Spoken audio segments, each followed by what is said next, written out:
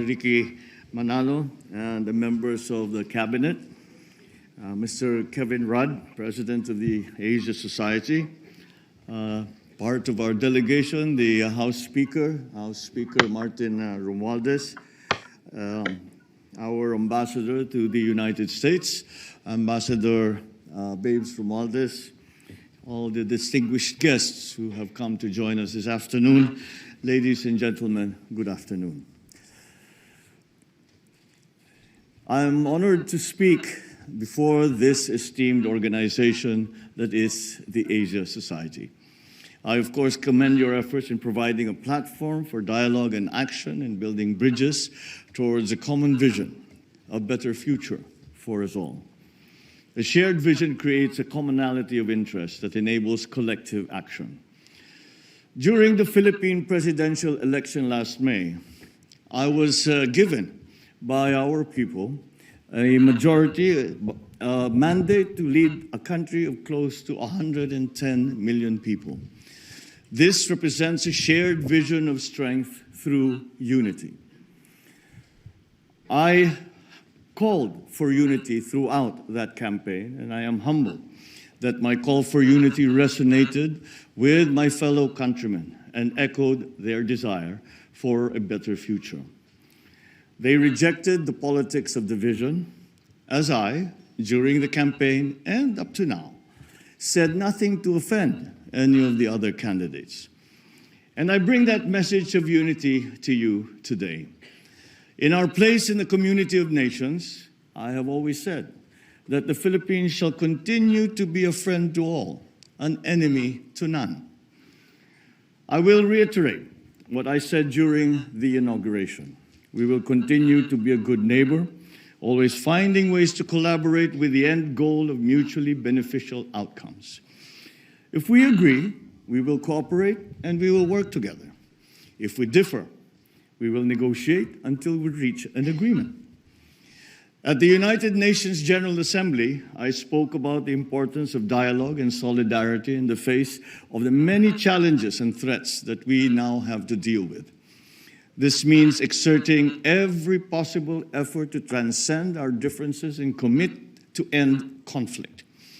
We are compelled to do this despite the increasing geopolitical tensions and aggressive strategic competition that is transforming the global landscape. The United States certainly plays an important leadership role in fostering an environment of stability and peace, not just globally, but certainly in our region. We appreciate the recognition by the United States of the strategic importance of the Indo-Pacific area and its long-standing alliance with the Philippines in this regard. The special relationship between our two countries is indisputable, founded on a long history of diplomatic relations and historical and cultural linkages that existed before that formal linkage, that formal partnership between the United States and the Philippines. The United States, after all, is our only treaty ally. We believe that our alliance is an important basis for substantial and sustainable Philippine-U.S. cooperation in support of the Philippines' security and socio-economic development agenda. On the security front, we seek collaboration to effectively implement the framework of defense agreements while enabling the meaningful modernization of our armed forces and civilian law enforcement capabilities. As I clearly stated in my State of the Nation address, I will not preside over any process that will abandon even a square inch of territory of the Republic of the Philippines to any foreign power.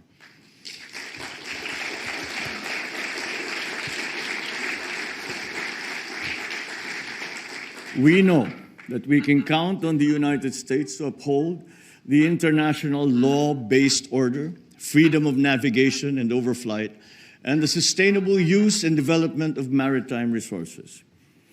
But equally important, we look to the United States to promote peace, security, and prosperity. On our part, we will continue to work with China and other claimant states with the end in view of resolving the issues involving the West Philippine Sea through diplomacy and through dialogue. The Philippines' candidature for a non-permanent seat in the UN Security Council for the term of 2027 to 2028 is premised on my country's long years of experience in building peace and forging new paths of cooperation.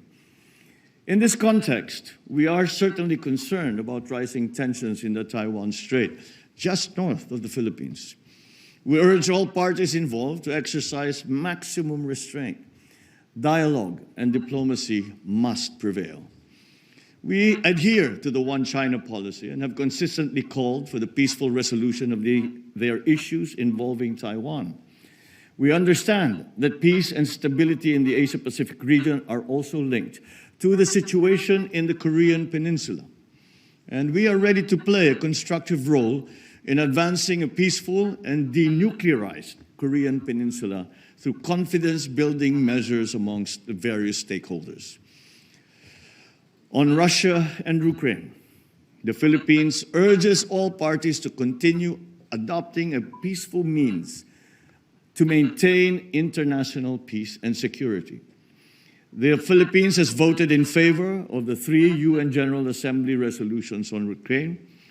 And at this point, let me discuss the various dialogue mechanisms in the region. We will continue to work towards strengthening ASEAN, particularly its dialogue partnerships with neighbors that uphold regional peace and security. We welcome the renewed engagement of the Quad along with the recent establishment of the AUKUS. These mechanisms should help prevent destabilizing actions in the region that go against international law. We think that these dialogue mechanisms and security arrangements should complement, not supplant, the ASEAN-centered regional security architecture that has been built over decades by the ASEAN and its member partners, as well as the existing network of bilateral security partnerships in the region. Now let me touch on the economic front. The U.S. remains a strategic trading and investment partner of the Philippines. American businesses, including Fortune 500 companies, have found a home in the Philippines. They recognize the Philippines as our country for its business-friendly policies, a very competent workforce, and a network of economic zones. Let me point out 3 reasons why the Philippines is a viable and smart investment destination. First, our macroeconomic strength and bright prospects. The Philippine economy expanded by 5.7% last year and by 7.8% in the first half of this year. Growth was broad-based, driven not only by government spending, but also by household consumption and investments, reinforced by consumer and business confidence. Second, we have enabling policies in place.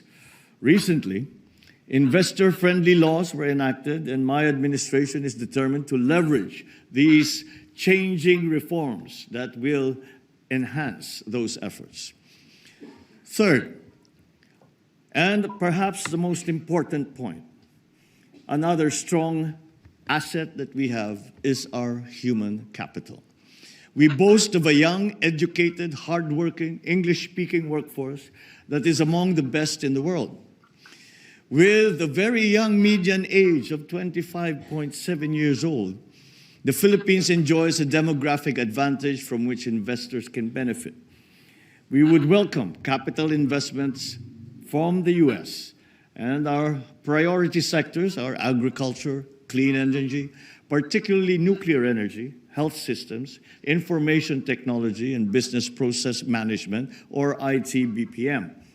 Digital connectivity and manufacturing, including the critical sectors of semiconductors, green metals, batteries for electric vehicles, and electric vehicles themselves. The Philippines looks forward to how the Indo-Pacific Economic Framework will support our efforts to promote resilient supply chains, health systems, infrastructure, as well as clean energy and decarbonization.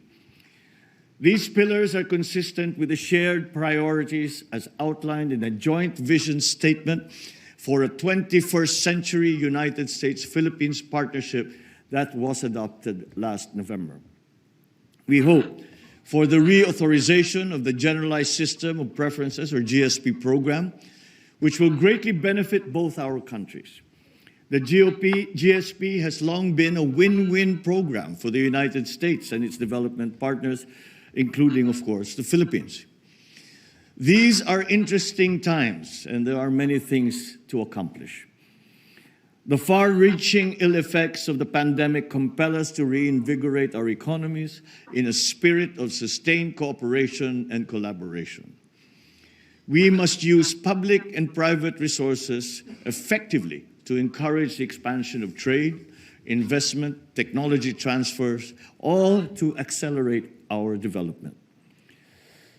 Despite the challenges of the pandemic and the global economic crisis, the Philippines remains on track to graduate to upper middle-income country status by next year. With steady investments in infrastructure, agriculture, food security, public health, education, and other social services, we seek to become a high-income country with zero extreme poverty by the year 2040. The same spirit of solidarity and cooperation that animates our relations with foreign partners will also advance our efforts to address climate change. We must enhance our collective capacity to urgently and decisively respond to this existential threat that not only the Philippines, but the entire world is facing. Certainly, the world continues to be faced by enormous challenges. But I am confident in the future because I have 110 million reasons for being so. Such is my faith in the Filipino people and the relationship we hold with the United States and our other allies and partners and friends.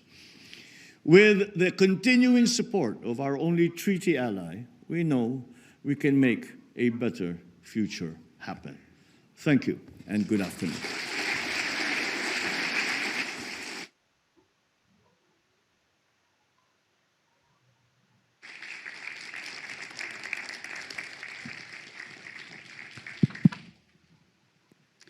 Well, thank you very much, Mr. President.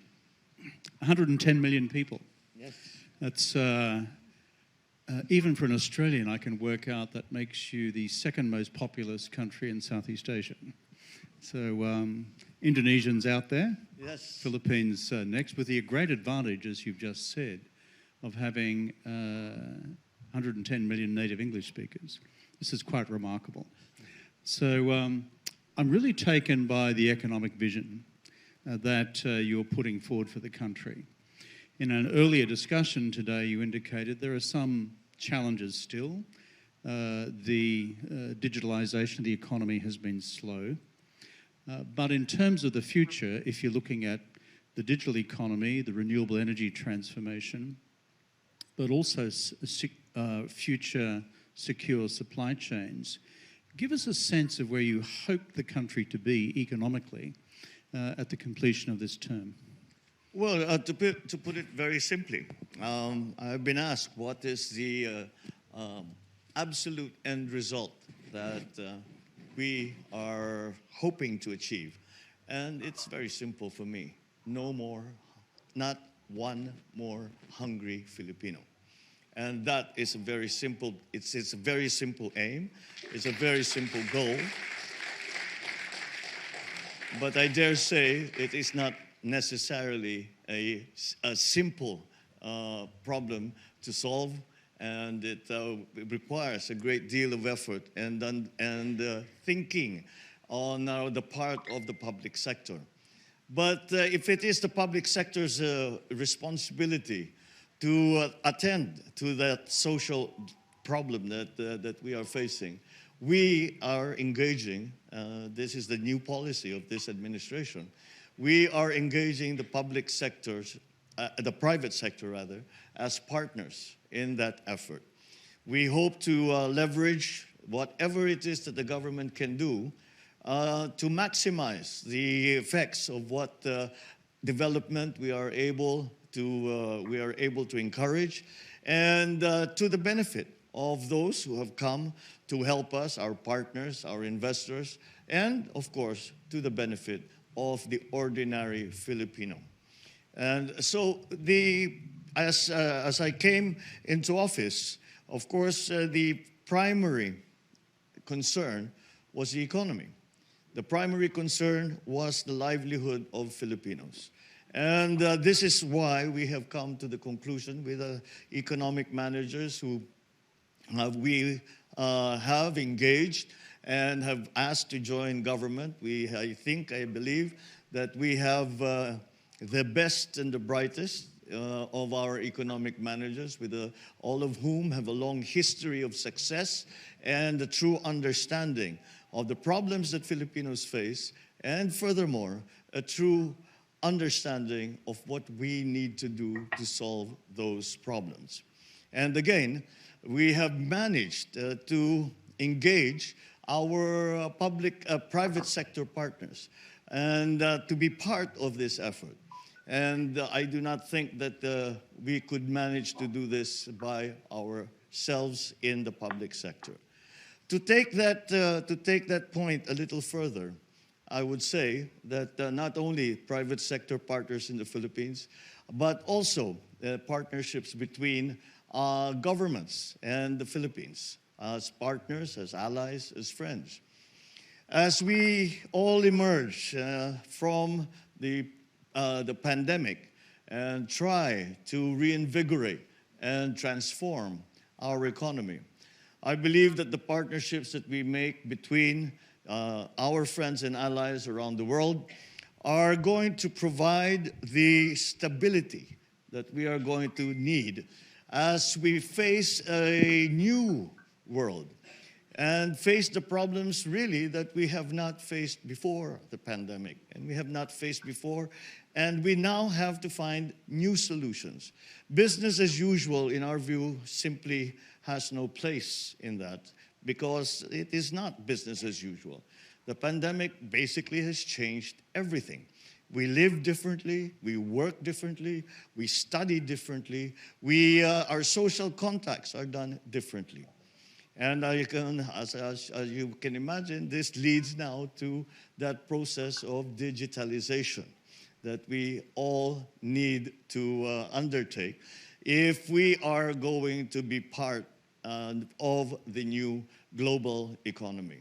And so many of these aspects of the economy we have tried to analyze it, and it is surprising, for me anyway, that when we sat down with the economic managers and we talked about industrialization, we talked about energy supply, we talked about digitalization, and at the root of it, at the heart of the problem, was our agricultural sector.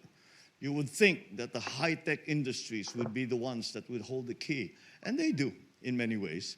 But all that we can do with the new industries still have to be founded on a very strong and reliable agricultural sector. The pandemic showed very clearly the weaknesses that Philippines has in terms of being able to provide a strategic food supply to our countrymen at a price that they can afford. And so that, for us, has been really the first step, is trying to improve the production of agricultural products. And of course, this has been made terribly difficult with the shocks that the agricultural sector, perhaps not just in the Philippines, but around the world, the shocks that have been dealt us by the conflict in Ukraine.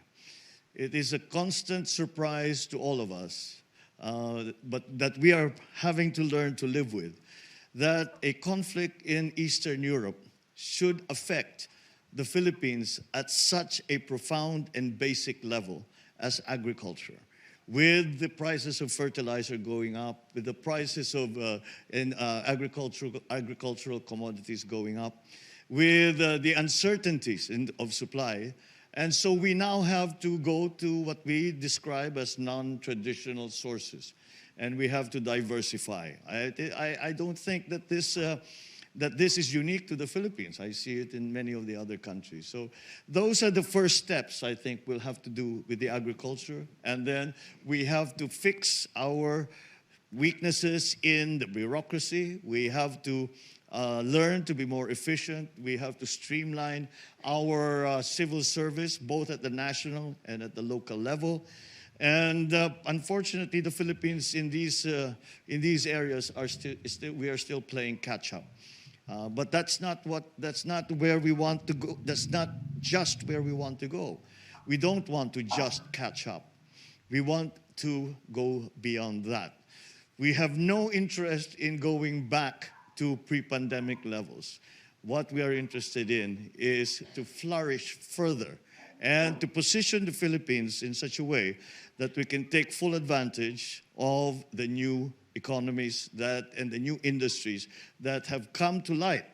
Unfortunately, many of the traditional sectors that we had depended on during pre-pandemic days will cease to exist, have ceased to exist. And we have to identify as quickly as possible and to have a good view and forecast for the future to position the Philippines in such a way that we are able to be part of the transformation of the global economy. Thank you for that. Mr. President, you mentioned a couple of times that you're a treaty ally of the United States. So are we Australians. There are 5 of us in Asia. Sometimes the Americans can be tricky to deal with. I don't think you'll get any contradiction from the Philippines on that. But they're good people, and they've been reliable security partners. So tell me, in a nutshell, how's it going with Uncle Sam? Because it wasn't going so well under President Duterte. Well, in a sense, despite the fact that my predecessor, President Duterte, had a very different treatment of the relationship between the U.S. and the Philippines. The basic premise of the strong relationship that has been developed between the U.S. and the Philippines over more than 100 years, beyond the time that we had a formal diplomatic relationship, is recognized as being as strong as it has ever been, and that it is necessary, especially with the events of the past few weeks and months, maybe, where what has happened is that many times I had felt that in the past years there was a feeling that we had come to a kind of modus vivendi in our region. And that we have found a way to live with each other in peace and found a way to calm the waters whenever things go awry a little bit. But again, the events in the last few months really have pointed out that those problems had not really gone away. They were just bubbling under the surface, and they now have come above the surface, and we have to face those challenges, and we have to deal with them. So the United States, the partnership between the United States and the Philippines is going to be certainly a very, very important part of being able to manage those problems that we have been facing. I think it's no surprise to anyone that the Philippines has some of these conflicts with the People's Republic of China. And the position that the Philippines takes is that we have no territorial conflict with China. What we have are China claiming territory that belongs to the Philippines.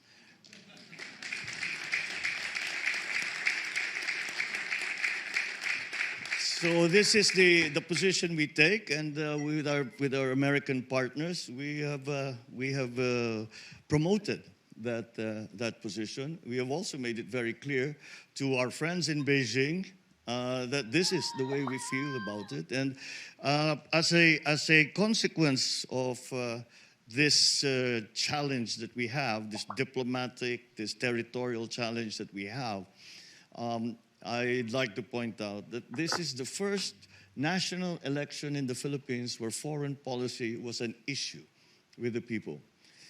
Generally speaking, in our experience, the foreign policy, the ordinary citizen, the ordinary voter, would say, well, foreign policy is not really our concern. Let the experts in government decide that. But when it happens that our fishermen are not allowed to continue with their livelihood, to fish in areas where they have fished for the last 30, 40 generations, then it becomes an issue right at the gut of our people. And that is where we find ourselves now.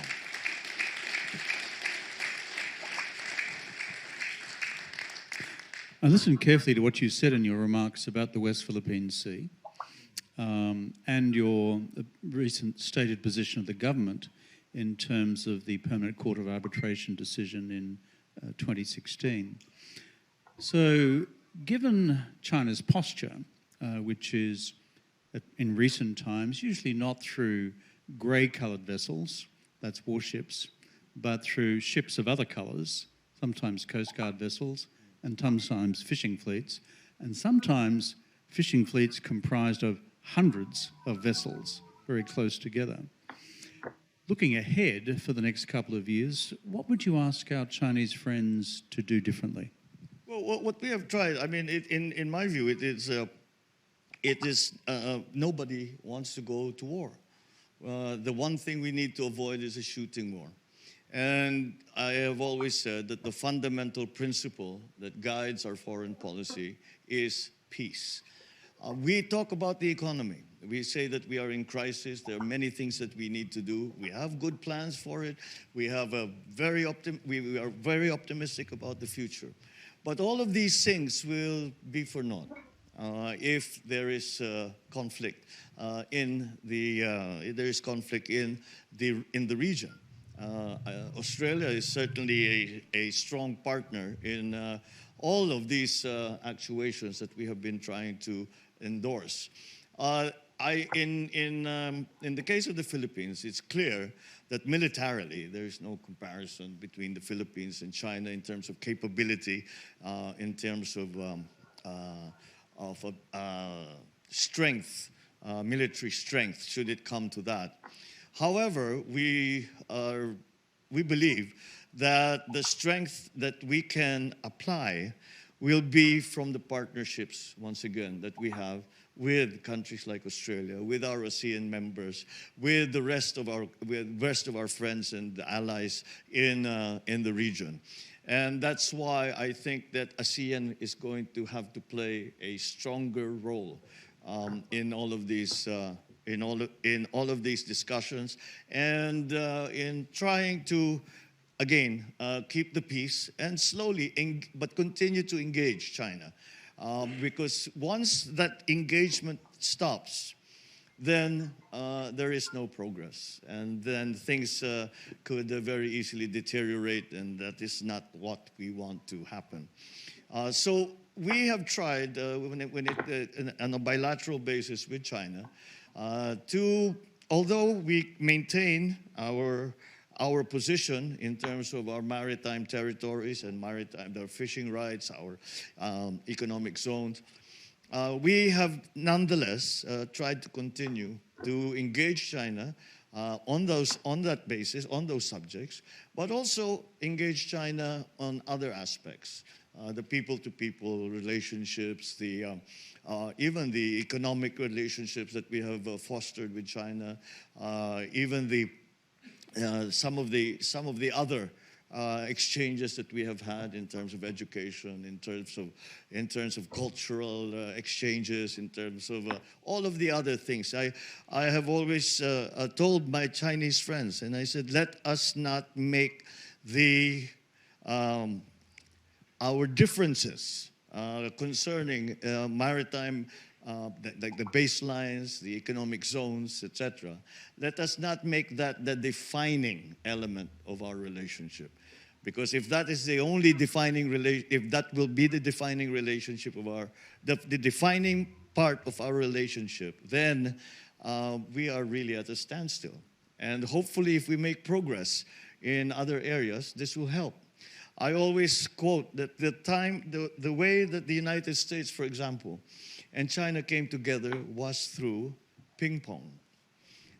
If you remember, it was because the Chinese ping pong captain played with the United States ping pong captain, and they became friends, and ping pong went to the United States. And this led to Richard Nixon going to China and establishing diplomatic relations. So perhaps that's something. So we must explore everything. We must explore every avenue. We do it G to G, government to government. Basketball? Could we do basketball? Basketball could be could be another. But in any single way, we never know. You never know where the progress will come. So you have to try everything. You cannot discount anything and limit yourself to just the traditional ways of negotiating, the traditional ways of dealing with this kind of problem. We have to be, to an extent, I would say that we have been successful, and that we have slowly begun to redefine, or rather, no, not redefine, but to add to that relationship in other aspects of diplomatic life, of political life within the region. And I think that has happened because of, again, the strong partnerships that we have with the other countries, our allies around the region. And that way, that united front that we can present, I think is a very, very important aspect of that engagement. In your speech before, you also made positive reference to the Quad and AUKUS, and that follows, I think, from the logic you've just explained about those beyond the Philippines on whom you can rely for security policy support. Your reflections on how the Quad, for example, aids to strategic stability in the region, that would be of interest, I'm sure, to this audience. And within that, your view and vision of your future relationship with Japan. Well, the Quad certainly is another one of those agrupations that we feel are going to be, it's a partnership between countries that I think, again, if we were to move as one country alone, it would not be as effective as if we approach the problem as part of these political, diplomatic agrupations, even military agrupations that we have put together. So that's again something that is fundamental to the way we try to approach the problems that we are facing vis-a-vis the maritime disputes that we have. I have to remind people that these maritime disputes are not only with China. We also have within ASEAN some disputes with our other member countries. So, but in my view, this applies as well. So these kinds of partnerships, I think, are very, very important. Now, Japan, certainly, I had a meeting with the Prime Minister Kishida, just the other day, and naturally, I think it's no surprise to anyone that they are terribly, terribly concerned, not only of China. But because of the recent events, we have focused on the Taiwan situation, the visit of the United States House Speaker Nancy Pelosi to Taiwan, sort of highlighted once again the simmering tensions that, as I said, were beneath the surface, but now have surfaced out into the open. But if you remember, if we go back maybe 6 months, it was North Korea that we were all very worried about. And it is exactly that I think that aspect of it that Japan is also worried about, because when you have missiles flying over in your skies and into the sea, it's not very surprising that Japan will be alarmed. And again, that is part of the relationship that we have between ally countries. Japan is an ally. Japan is a friend and a partner in many, many ways, again. And that, again, we feel that we should strengthen that and continue to promote that partnership. The difference between the difference between, right now anyway, between the conflicts or the disagreements between China and the rest of the countries around the area and Korea is Korea has threatened to use nuclear weapons. And that would be a complete disaster. And that there is no way that the Philippines will be somehow exempt from that sort of conflict. And it's very interesting to watch what's happening in Russia and Ukraine. And it's very worrisome because if there is a possibility that nuclear weapons suddenly become, even tactical nuclear weapons, not strategic nuclear, but tactical nuclear weapons become part of that equation, then we will see the normalization of nuclear weapons as, nuclear weapons will become conventional weapons. And perhaps that will encourage other nuclear powers to exercise that nuclear option, which, as we all know, is going to be is really end of world scenario. So, to take the point a little further, we are beyond the Cold War. I do not subscribe to the spheres of influence like we had during the Cold War. So we see that nuclear weapons should not be. We should abandon the idea of nuclear weapons as deterrence, and really work towards bringing down the stockpiles of nuclear weapons in the world, and with, of course, the ideal result of them being taken away and no one having any nuclear weapons. Now, that's easier said than done. That's easier said than done because each country that has nuclear weapons have a different view on the subject and feel that they must have it because they have enemies that they feel that need to be deterred. So that is, I think, where we go, if we take it as far as we can take the analysis of the conflict. It's something that it is something that we pray for, but the way towards that end certainly is not clear, as there are so many varied and different views on the subject vis-a-vis the individual situations of those countries that do have nuclear stockpiles. So this is the thinking that we have developed. And this is the thinking that we have tried to espouse to our friends and neighbors. Your comments just now about the legitimization of the use of tactical nuclear weapons, I think, are extraordinarily important. The more of us in the international community who are serving political leaders like yourself who make that clear to our friends in Moscow, the better. If we cross that threshold, we're into a world of different pain. Domestic politics, 60% of the vote in your election. Pretty impressive. The best I ever did was 53. So you're obviously a better campaigner than me, my friend. So, but on domestic politics, and I always head in this direction with all of our guests. I had the Chinese foreign minister here yesterday. Under President Duterte, there were concerns raised about human rights in the Philippines, and particularly in his drugs campaign. Some questions today about legal actions against your Nobel laureate, Maria Ressa.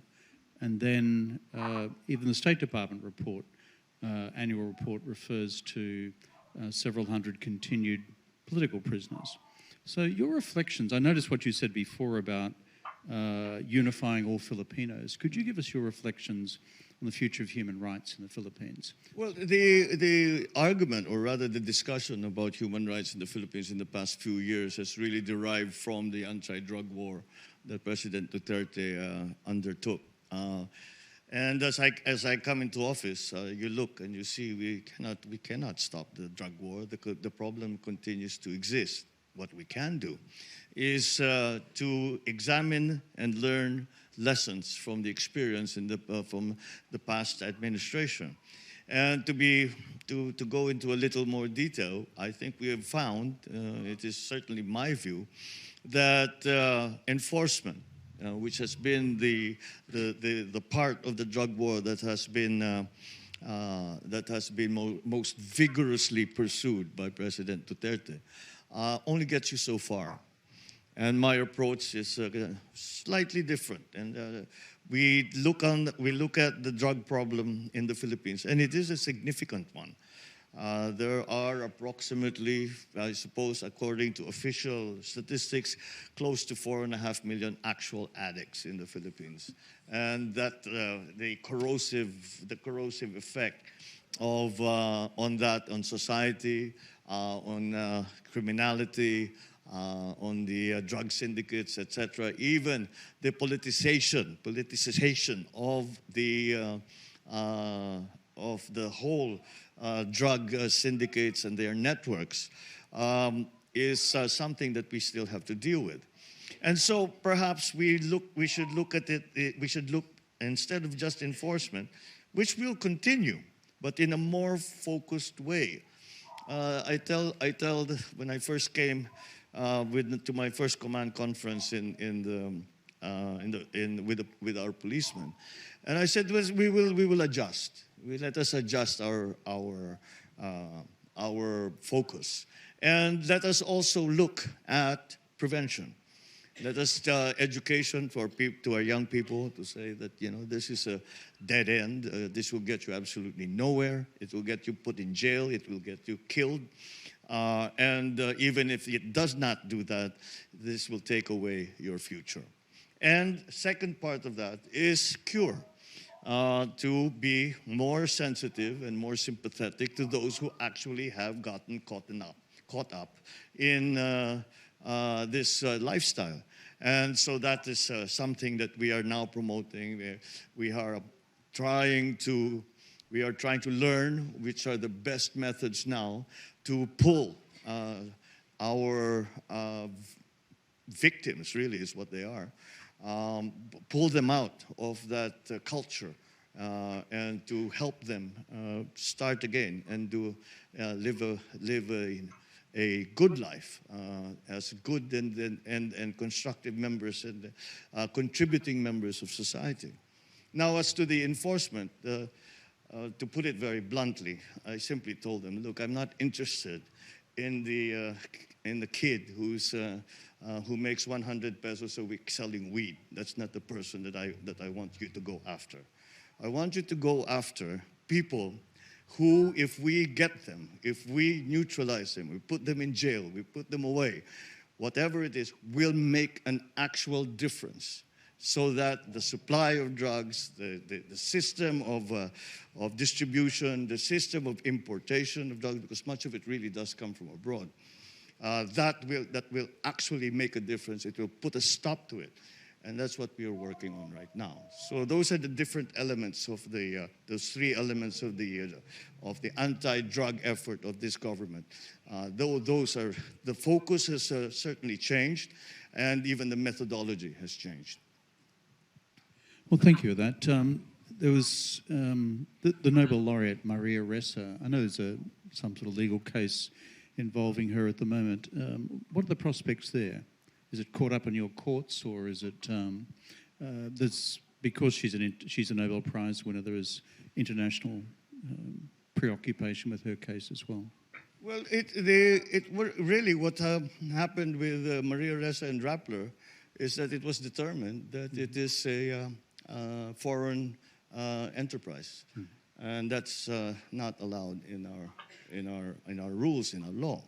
And her situation right now is that it has nothing to do with her political leanings. What has happened is that an individual has filed cyber libel cases against her, and that's what she's facing now. So that is the situation with Maria Ressa. Rappler actually continues to operate. You can look them up on the internet. They make their comments and make their posts, and they continue to operate in that way. However, she herself as personally is facing, I believe it's 2 cyber libel cases, and we just we have a very clear delineation of powers in our political system, very much styled after the American system, where we have the executive, the judiciary, and the legislature, and they're co-equal. And so it is highly improper for the executive to interfere in either the legislature or the judiciary. So the end of UN week here in New York, you've had a bucket load of meetings. Have you had some fun? Well, being in New York is always fun. I haven't been. I haven't been in New York for a good long time, actually. Just for whatever reason, it's been. I think we were calculating it with my wife Lisa, who is here. We were calculating, 22 years since we came back to New York? Put your hands together for the First Lady of the Philippines.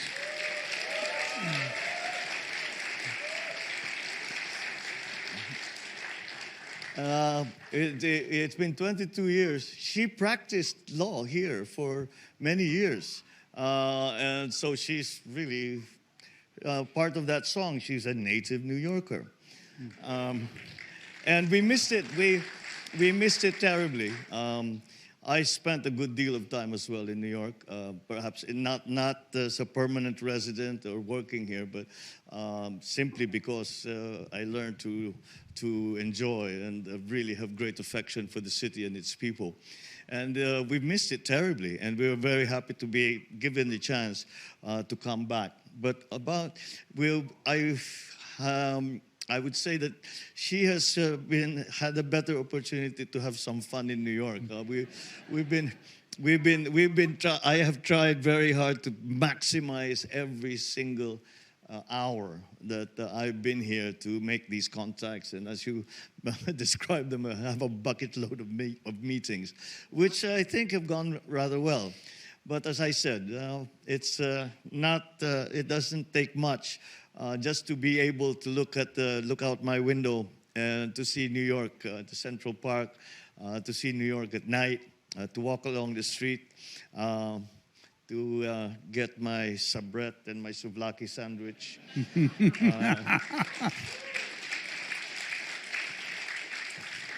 Go to Katz, have a pastrami on rye. Did you go to Essa Bagels to get your bagels? And I'm a happy camper.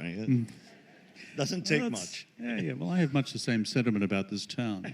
For a small town, it's not bad. Mr. President, as you said, UN General Assembly Week, I always found to be a bit like speed dating for heads of government. In the door, out the door, in the door, out the door. You are such a welcome guest here at the Asia Society. Our centre in Manila, headed by Doris Ho. Put your hands together for Doris.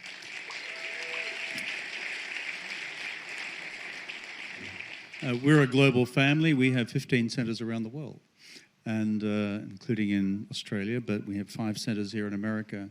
You are always a welcome guest here because we wish your country, the Philippines, all the best for the future. Thank you, Mr. President. Thank you, Mr. Kevin Rudd, for those very kind words, and thank you all, members of the Asia Society, for this very warm welcome that you have given me. Thank you very much indeed.